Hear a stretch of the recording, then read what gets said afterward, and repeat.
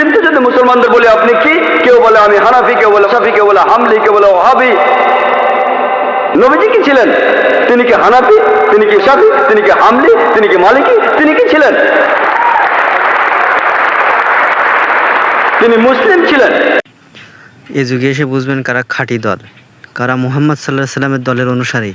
ভিডিওটি দেখুন, বুঝতে পারবেন ইনশাআল্লাহ, আপনি সঠিক পথ পাবেন।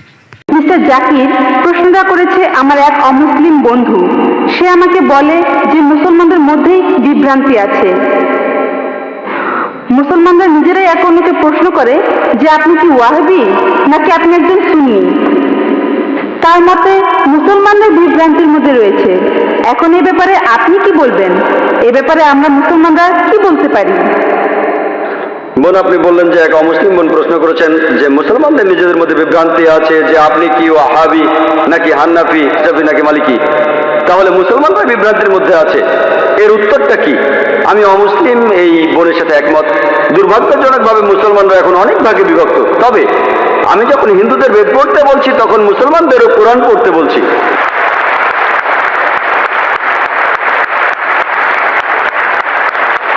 আল্লাহ পবিত্র কোরআনে বলেছেন, সূরা আল ইমরানের 103 নম্বর আয়াতে আল্লাহ তাআলা বলেছেন, ওয়াতাসিমু বিহাবলিল্লাহি জামিআন ওয়া লা তাফাররাকু।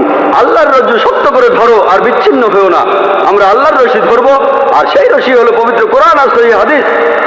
আল্লাহ কোরআনে বলছেন, সূরা আল আনামের 159 নম্বর আয়াতে উল্লেখ আছে, যারা দিন সম্বন্ধে নানা মতে সৃষ্টি করেছে, হে রাসূল, তাদের দায়িত্ব তোমার নয়। ইসলাম ধর্মে বিভিন্ন দল আর মত তৈরি করা এটা নিষিদ্ধ, এটা হারাম।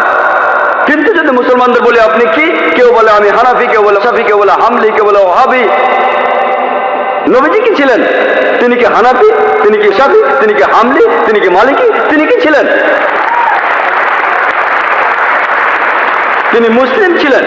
পবিত্র কোরআনে সূরা আল ইমরানের 52 নম্বর আয়াতে উল্লেখ করা আছে, ঈসা আলাইহিস সালাম, যীশু খ্রিস্ট, তিনি মুসলমান ছিলেন। পবিত্র কোরআনে সূরা আল ইমরানের 67 নম্বর আয়াতে উল্লেখ আছে যে ইব্রাহিম আলাইহিস সালাম, তিনিও মুসলিম ছিলেন।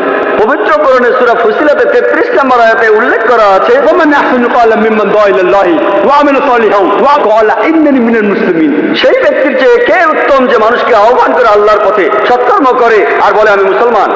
আমাদের নবী মুহাম্মদ সাল্লাল্লাহু আলাইহি ওয়াসাল্লাম মুসলমান ছিলেন।